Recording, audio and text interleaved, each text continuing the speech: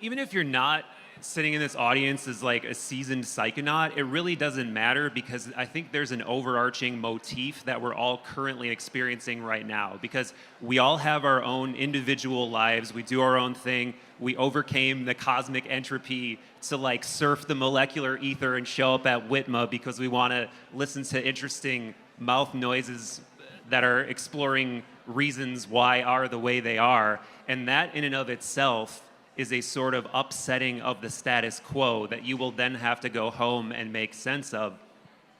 And with this panel being about quote unquote psychedelic integration, that's really the challenge, is like, you're in the status quo, you're doing your everyday thing, you get restless, you want to have an experience that takes you outside of that status quo, you want to have an inward-facing adventure. You have that adventure, you see the fantastic fireworks, you see the abyss, you go down to the bottom of the pit, you might have ego death, you might have a mystical experience, but then you go back to the status quo. You go back to the top of the proverbial hero's journey monomyth circle, and that leaves a big, fat, throbbing, now what? You know, that big, fat, throbbing, now what? Now that my universe has been absolutely like shaken and all the fruit fell off my tree, what the fuck do I do? And me and many of you on the stage and I have had conversations in this vein, but Colin and I have a very fresh conversation as of last night, actually, where you were recently in this position, and we talked a little bit about it on my podcast, Third Eye Drops, but for people that haven't heard that story, where did you find yourself, and what challenges were you having integrating your reality? I think like a lot of other people, you know, after you come back from an experience that sort of changes your reality paradigm, and you're forced to sort of go back into the everyday and figure out how you can use that. Sometimes it's a little difficult, and if there's anything happening like what was happening to me, which was essentially, I guess one way to look at it is hypomania. Another way of looking at it is things I could not explain were occurring. I was having a lot of synchronicities. I was having moments where essentially, the foundation of my world felt like it was being shook, and it wasn't me shaking it. And I think, you know, the theme of what we were talking about the other night, and sort of the only thing I feel like I really can bring to this panel, is that for me it was absolutely imperative that I found a community, that I found people who had, first of all, knew things that I didn't, so I could learn from people. But mostly, you know, I can't help but think of the irony of, I believe it was your dad that talked about finding the others. I mean, essentially for me, that became a massive need in order for me to not lose my shit, be completely, just go into isolation. And, you know, I'm just super grateful for that, but I think that's something that we need to help each other learn how to do. To not just go into your shell, to not just be quiet and sort of let your mind imprisonate you. So I don't want to just keep going. I could talk for hours on that. Yeah, and I mean, given that the majority of us up here are podcasters or podcaster aficionados, I just want to get it. I just want to make this nice and open, and everybody just chime in, grab the mic out of my hand whenever you want to say something. But good idea. Yeah. So, I mean, all of us, I definitely want to hear, because there is not one spirit that psychedelics are being done in. I mean, they're being done in the modern context by us and a lot of people in this room. They're being done in a shamanic context, or a kind of, for lack of a better term, neo-shamanic context. And for us who are like occasional trippers who like to shake up reality, like the snow globe of our reality, to like see the wonder speckles again, that's very different from somebody who like lives in that space. And you two really live in that space as people who are facilitators. So when you see people struggling with what like Colin described, where they just had this life-defining experience, but now they have to go back to working at Dunkin' Donuts or whatever. Not that you work at Dunkin' Donuts, but whatever the mundane reality of their daily life is by comparison, whatever that beigeness is that they feel like they're returning into. How do you, I imagine that's something you are working on almost more often than the retreats themselves. Please. Well, I'm in that space right now. I just took a little before.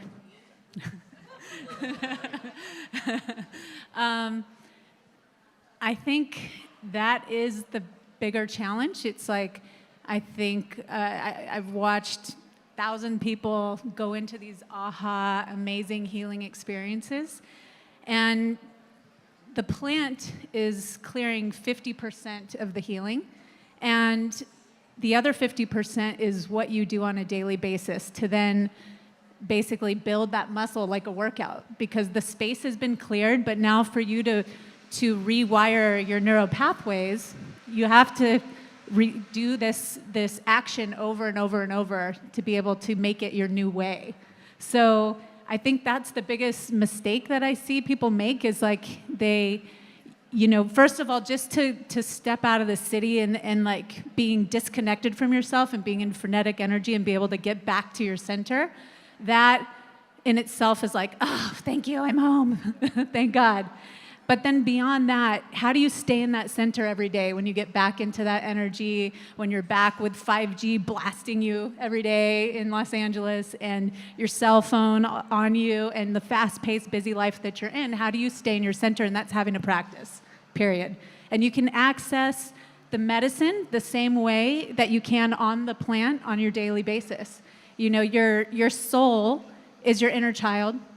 And so this is a practice of you connecting back with that inner child. And so throughout the day, the same insights, the same healings that you had throughout your day, you started out with a practice in the morning, and then you set the intention of how to stay in your center throughout the day. And the more that you keep that going on a daily basis, it becomes your new way to where it's not like such a struggle. Well, yeah. So I want to share something that came through this morning. And I want to say that today is a full moon. We're in a full moon of Libra. Libra is the scales, so it's about balance and equanimity. And it's also associated with the planet Venus, which is the heart and beauty. And so this is what I want to share, and that is, when we really ground ourselves, we realize how much we're holding. Anything that is not presence is holding. Awareness is to choose consciously what you choose to hold and want to hold in your life. Hold love. Can I add, Michael? Ultimately, we get to decide in every moment whether our ego is driving, which is associated with our separateness, which is associated with the trauma that happened. All of us were in a programmable state when we were in the womb to 7 years old. Our subconscious programming was being created. And so this is the work, whether it's spiritual practice or whether it's psychedelics, to deprogram those false programs that are not truth, that are not your truth. So this is about learning how to operate every day from the alignment of your soul. And so really this work is about understanding how to empower your soul in every moment and how to consciously be the observer to see when the ego is driving and when the soul is driving. And when the soul's driving, there's no noise. You're present, you're here, you're in flow consciousness. I wanted to add that, with all methods, and psychedelics being a method of spiritual practice, whether you are a Krishna devotee or an atheist or whatever, it doesn't really matter what it is that you refer to as the divine or what you consider to be spiritual. if God lives within you, if the kingdom of heaven is within, if it's out, it doesn't really matter. But it is a form of spiritual discourse that puts you in touch with this narrative that is otherwise not accessible, right? So for me, it's really important to not separate, to not kind of create this narrative of separation, like psychedelics induce a state of reality that is somehow separate from this reality that we're sitting in right now. It lets you see another aspect of reality, another construct of reality that is otherwise not visible, but it's always there. It's always within. It's always hard-coded in here somewhere. And, now that what we're seeing, one of the great, effects, results of the modern psychedelic revolution, because of the changing, the loosening of the laws and research going on at places like Johns Hopkins and New York and NYU, is we are seeing neuroscience is telling us what the shamans knew all along. Psychedelics increase the frequency range of our brains, of our ability to access consciousness, of our eyes, of our ears, and all of those things. And we can actually see on MRIs of people on psilocybin other parts of the brain that were otherwise kind of, going a little bit dormant. So it's really important, I think, to know that it's to not use it. It's all about intent, right? It always starts with intent. And the intent, if your intent is to escape, then there's something about that doesn't really feel like it's an alignment. But if your intent is to grow, to expand, to whatever your intent is, if you have some kind of, beautiful, healthy, goal behind it, then you can see it's all part of the same dance, and there doesn't have to be a separation. There doesn't have to be a coming up or a coming down. It's all part of the dance. Take it, Colin. I was just simply going to say that, being a musician, it's easy for me to sort of see things through these like analogies or whatever, and rather than thinking of the psychedelic experience as you playing music, I see the psychedelic experience as tuning the instrument, right? And then playing the song is life. So it'd be like if you had a guitar and all you did was tune it all the time, you're kind of missing the point, right? So it's about knowing that when it's time to perform and know, I'm a little out of tune. I need to tune. That's simple for me. I love that. And don't forget, there's more than one tuning. You can do alternate tunings. Yeah. The other names of the tunings. Yes, indeed. But that's a super juicy bite from both of you, because the discussion of narratives, obviously every single one of us is the meta-narrative of all of the coalescing micro-narratives that are going on neurologically and the ways that we're behaving. And obviously psychedelics, as anybody knows who's ever had a psychedelic experience, psychedelics are probably the best way to get outside of those narratives and see what they're doing to you and how they're manifesting in your behaviors and what narratives you don't want to be partaking in anymore. But how, again, getting back to the sort of integration question, when you see a shit narrative that is punishing you in one of those states, what do you do about that? What do you do about that after you see it? What if it's stemming from relationship problems? What if it's stemming from a job you don't want to be in? Or what if those things are exacerbating those shitty narratives?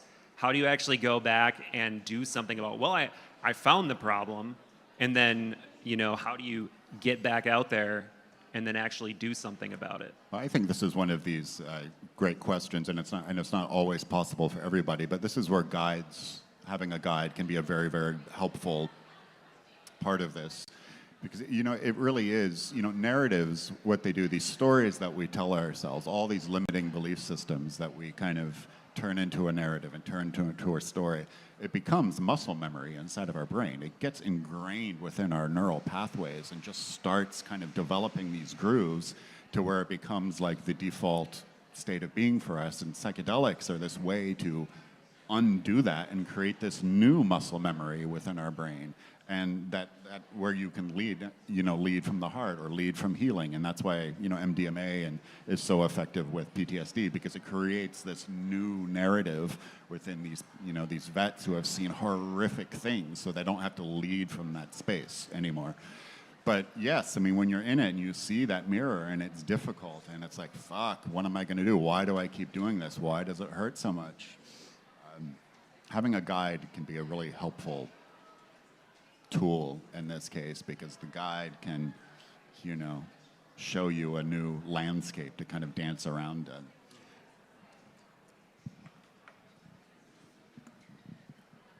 One of the best ways that I've found to deal with that critic in myself is to look at myself as a parent and me as the child. So, have a little more compassion for yourself. I think when it's ourselves, we put these expectations and these huge, these huge expectations on ourselves, and we're so critical. And then when we look at ourselves as a child, and especially on the medicine, one of the key practices for me on the medicine is to get to the source of that problem or that pattern. And I go back to the child and I say, okay, show me where this originated. And then when I go to the very source of where it originated, what's amazing is you find that everything is here to serve you. That problem, that issue, that pattern, there was a reason that it showed up, and in some way it served you. And when you get to the bottom of that, you could then release yourself from the shame, the blame, the guilt, and all of the things that we do to ourselves that actually keep us trapped in these loops where our minds keep playing this story over and over. And so when you come with the compassion and the forgiveness is the first step to being able to transform. Until you have that, you stay trapped and you're trying to push it away. So that's what it's been for me.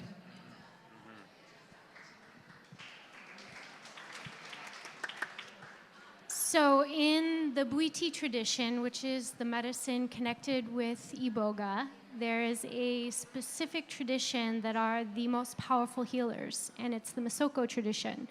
And there's a journey that I was taught, and I work with with individuals that I'm, working with in ceremony, where I take them to meet their soul.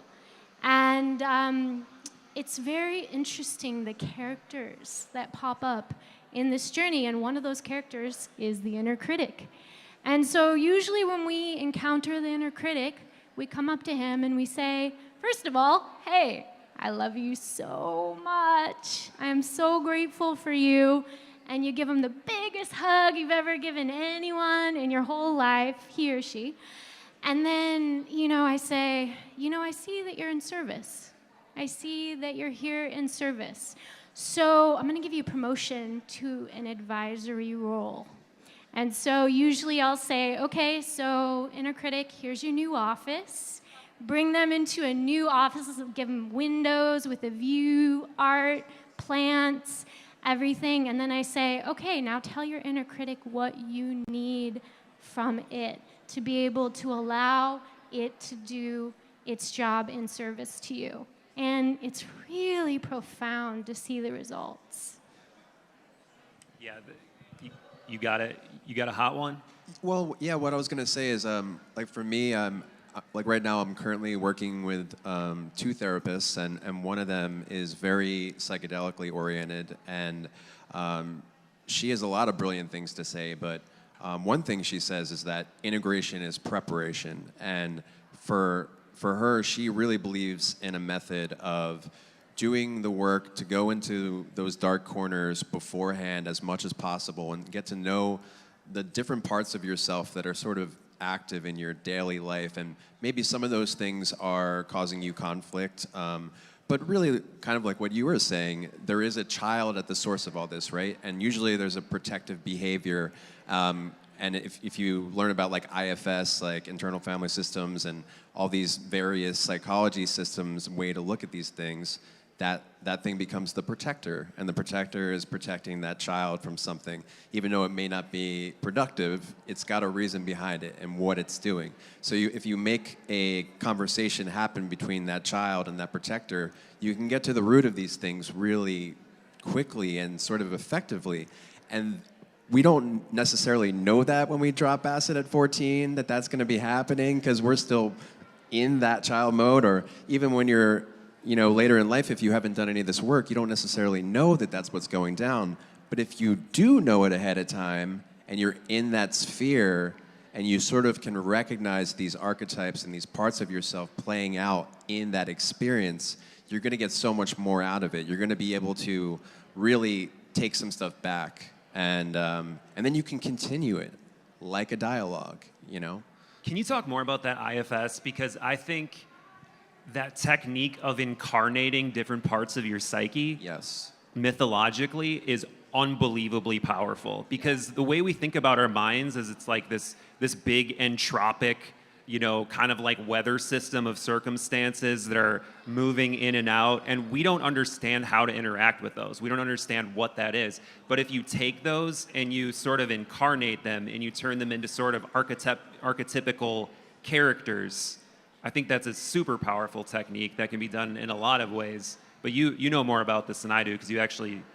I'm just learning, and I think all of us are just learning. And I think I heard you on a podcast before say, take an interest in learning about trauma. If you want to know about these things, learn about how trauma works in the body and in how it presents itself in all these different ways. And if you're interested in the psychedelic experience, you should just be interested in your regular daily experience just as much, because that's why you're using these medicines, is to improve that daily experience. And psychology comes into that. So, whether you're looking at an ancient system of it or a modern, or in my opinion, you should look at both and really take the things that resonate with you intuitively as much as possible, But try to really look for the nuggets that are hidden in all kinds of stuff that you would throw away and be like, I don't know, it's not for me, or whatever. There's beautiful nuggets in everything. Yeah, absolutely. There's a lot of beautiful nuggets. Were you? Yeah, this is where, it comes back to, one of the classic phrases of our time that begin with Socrates: know thyself. If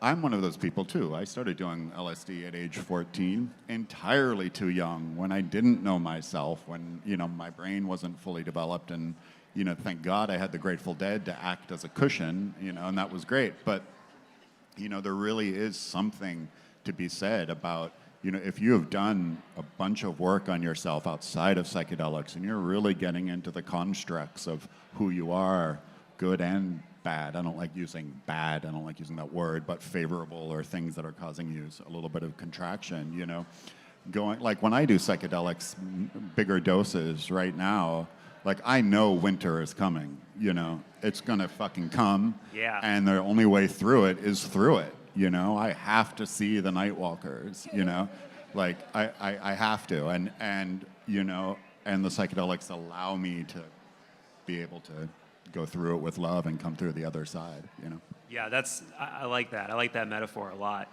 But Ramin, this has me thinking about your work too, because obviously you incarnate your characters in a very different way through your art. And I think you do it in one of the most novel ways out of like any artist I've seen on social media, man. Sounds good to me. Yeah, so for anybody that hasn't seen his art, he has a way of being able to, in a single panel, represent states that every single one of us feel about ourselves, and represent them in both a funny but poignant, very piercing way. And I have to imagine that some of that comes from psychedelic experiences that you've had. Oh, for sure. But also, it's I never know where to peg it from being life or psychedelics, and we all kind of run into the Lifedelics, the trap of it becoming chic, where it becomes like this merit badge, like a Boy Scout or a Girl Scout thing, like, oh, have you done DMT? Oh, but have you done ayahuasca?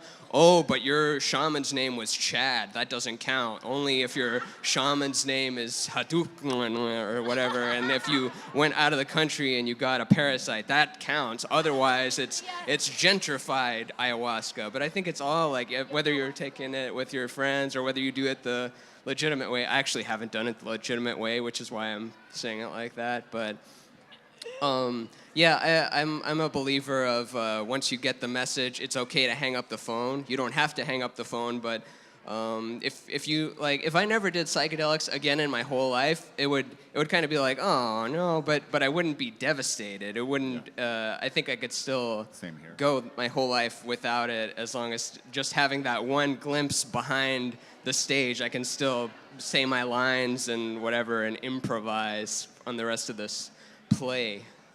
Yeah, this gets also back into the question of narratives and the coalescence of narratives. But I also I've heard so many times and so many talks from so many people, and I myself have experienced a lot of these things, that there seem to be certain themes that almost everybody experiences in a psychedelic state.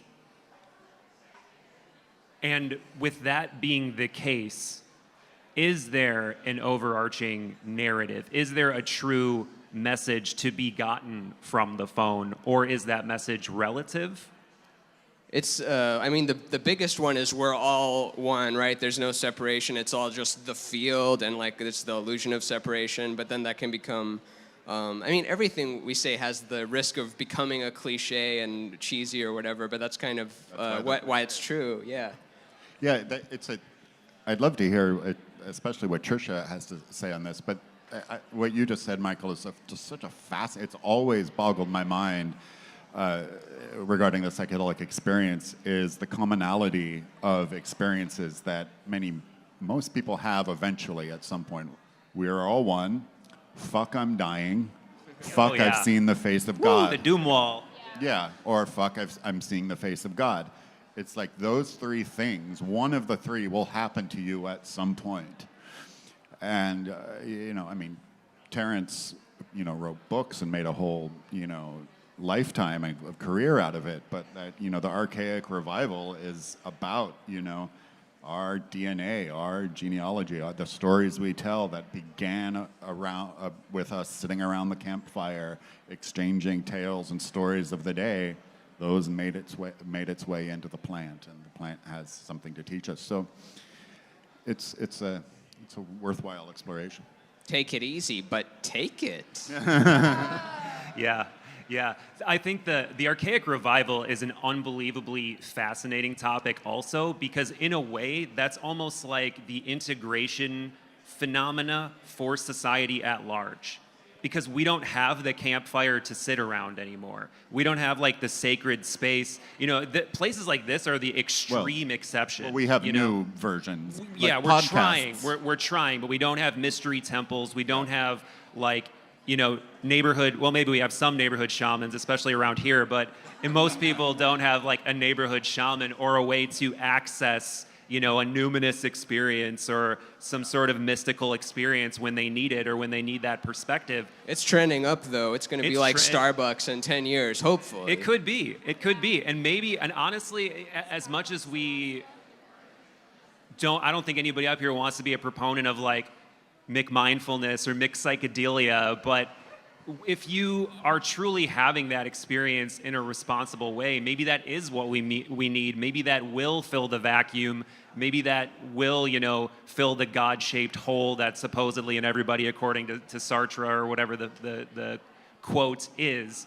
But because we don't have that space right now, we don't have like the sacred space to go to, and the ones that we do have feel like pretty inert. Like most of us don't walk into a church and feel like we're directly connected to the divine. So because we don't have that, how do you see an Archaic Revival budding in any certain direction that you like or don't like? what are the sort of strengths and fears that you see manifesting right now? Well,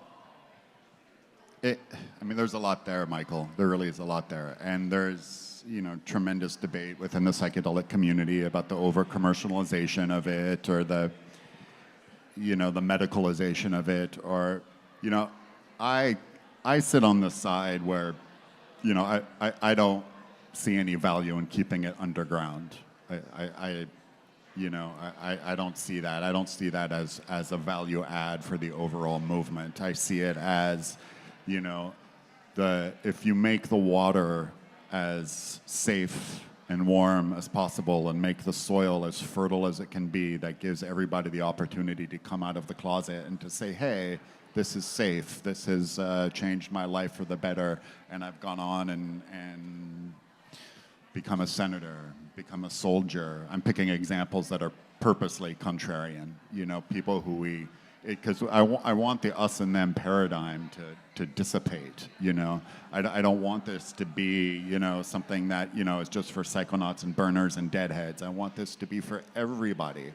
So we can finally change the lens and change the conversation to making it, taking out the hysteria, taking out the paranoia, and changing the narrative. So I think the Archaic Revival, it's going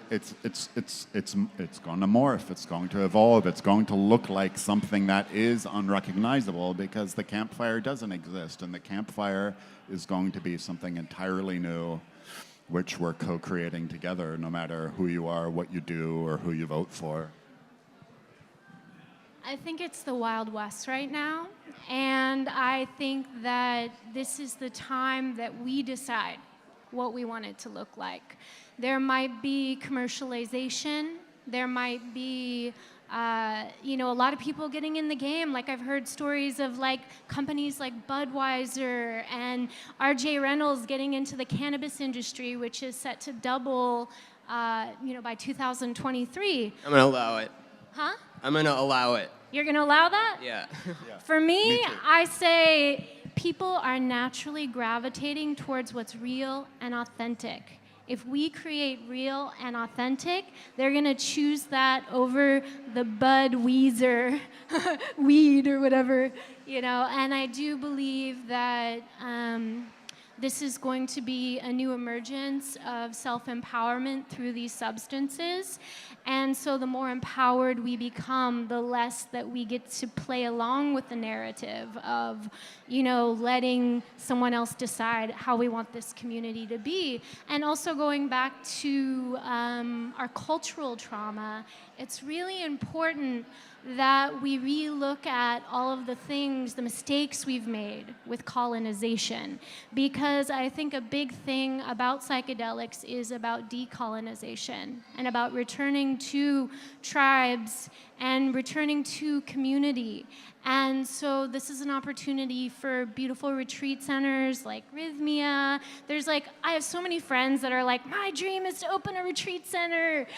These communities that are going to form, if we can hopefully get lots of funding coming that way, will, I think, be a really beautiful way for our humanity to heal from the trauma of colonization, to remove separation energetics from our culture, and really become an interconnected, interdependent psychedelic community.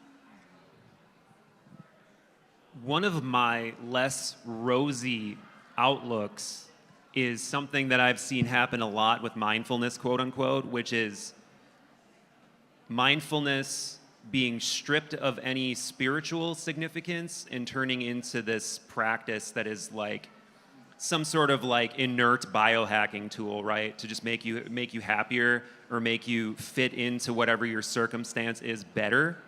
And I think that is very fucked up, because if you look at where these practices are coming from, they're coming from revolutionaries. Buddha did not do what he did to fit in his role as a prince better. He left that role. He knew something was wrong. He knew that this wasn't going to existentially satisfy him or heal the problems of the world. So we left all of those worldly things behind, but we're trying to like shoehorn mindfulness now into a capitalistic paradigm.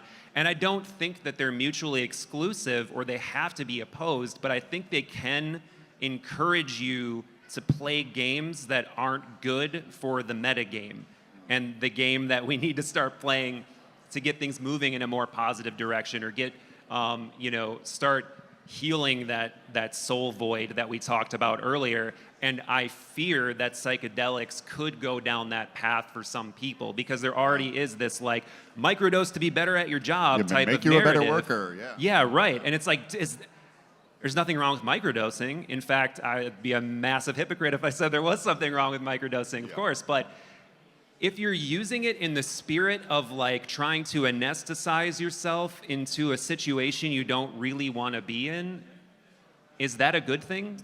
Or is that, is that transmuting a medicine into a poison? It's not the worst. I mean, you want to do it for the real reason, but it beats the alternative if you're doing, where's the thought? Xanax. Maybe I'm just holding space in that moment. Yeah. And I think there is a halo effect. I mean, that's what I hear more about microdosing than anything. Yeah, it's going to make you a better worker in Silicon Valley, and Elon Musk is doing it, and it's fine. And yeah, I mean, wow, it's accelerating capitalism. It's like, well, how uniquely American is that? But what I've also noticed, and given my involvement in MAPS within the last couple of years, is there is a tremendous halo effect. I've met a lot of people who have come to me or write to me via microdosing, and they're like, oh, well, maybe I want to explore the bigger thing here. And so I don't know. Could be something to that. Toe in the pool. Yeah. Toe in the pool.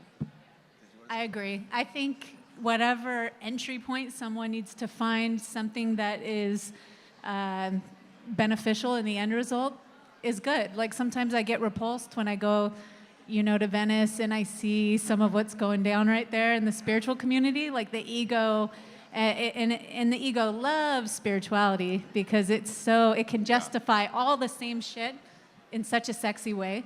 So, but at the same time, I'm like, well, this is a much better trend than fucking Kim Kardashian and all of this bullshit. Like, I rather, people be excited about, crystals and buying the most expensive crystals than trying to, do the old, like, trying to be, whatever that image was. I was gonna say that, yeah, like I'm a huge fan of Trojan Horses and just the idea of that. And Yeah. I think, again, doing the music thing, like I never would have found Fugazi if I didn't find Pearl Jam first, and essentially I hear people say this a lot, trust the medicine. I do actually trust the medicine, and for the most part, I think if it's getting into your body, whether you're using it because you think it's going to make you a more diligent worker or not, it's going to seep its way in. I really do believe that, and I think just that act in seeking, there's a whisper there happening, and it's like a really smart person, Cass Greener, she has a fantastic podcast with Sean Dunn, very ape, listen to it, but she talks about how the moment that you think about taking a psychedelic and it makes you feel something, like a fear or a sort of like a resistance, the psychedelic experience has already began. Right. You don't need to actually take it. It's like this thought process, this long journey into that moment and then out of that moment that happens. And sometimes that starts with a microdose to be a better worker. And we've seen this happen with yoga. Like what's happened in yoga is paving the way before us. But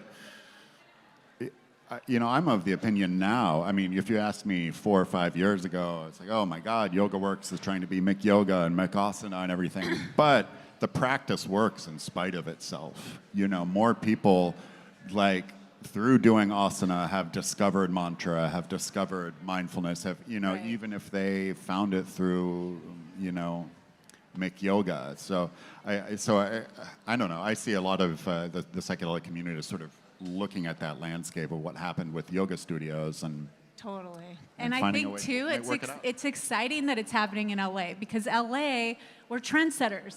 Like all the big movements come usually from Los Angeles, and we're in the city of angels. So it's like rather than being a dark angel and spreading dark shit all over the planet, it's exciting right now that celebrities are finding the medicine and influencers are finding the medicine, and we might judge them and think they're doing it in a cheesy way, but man. you know what? Thank God that's the message that's going out to the world right now. Paris Hilton sponsoring visionary art programs Hell around the yeah. country. Fuck yeah, man. That's what I'm talking about. Kim Kardashian becoming an attorney and getting people out of unjust prison sentences. Yeah, I'll take that. Like, yeah. I mean, I think we need to celebrate anything that's in line with helping people get free.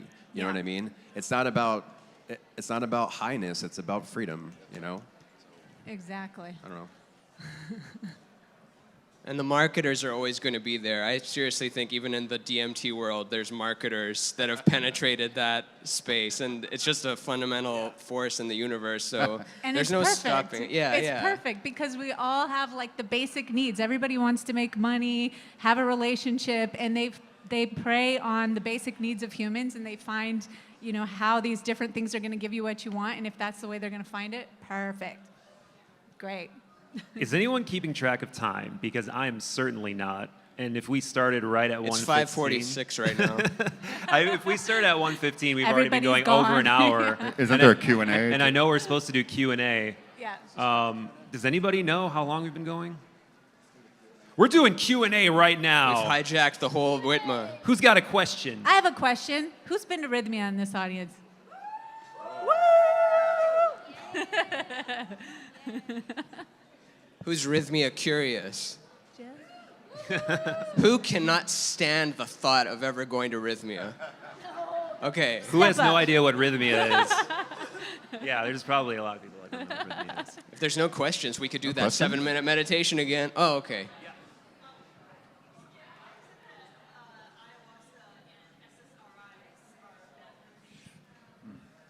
I'll let you handle that one. Well, based on my medical background, no, I'm just kidding. I don't even want to go there.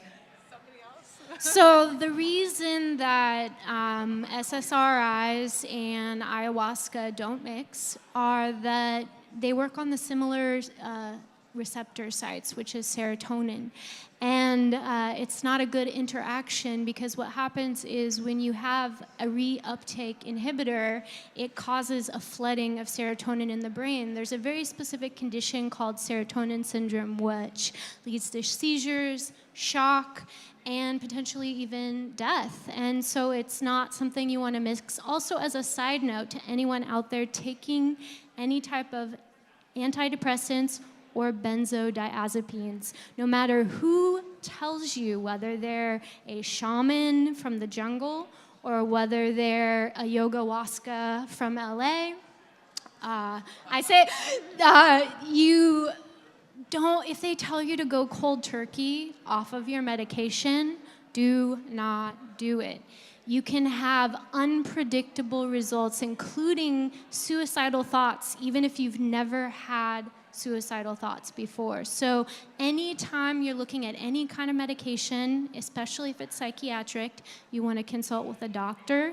You want to do your own research because you are responsible when you do these medicines to look out for yourself. Just because someone says something that seems really spiritual doesn't necessarily mean they know what they're talking about. So, I even know people who have had people in the jungle who are like experienced, shamans for 25 years that just don't understand the complexities of these medications that people are on, and it's really dangerous. It can put you at risk on many levels. So I just say that, I'm not a doctor, I'm not even an armchair doctor, but it is really important. And I, as a side note, want to mention that I've posted a free integration guide, psychedelic integration guide for all of you. It's on my Instagram at Psychedelic Journeys. And so if you go on there, there's a link, and there's a million amazing, maybe not a million, but a lot of psychedelic integration tools, links, and that's my gift to all of you guys, because I love you. If you have a question, come grab the mic so we can record it. Now you're putting people even more on the spot. They're nervous to come up there.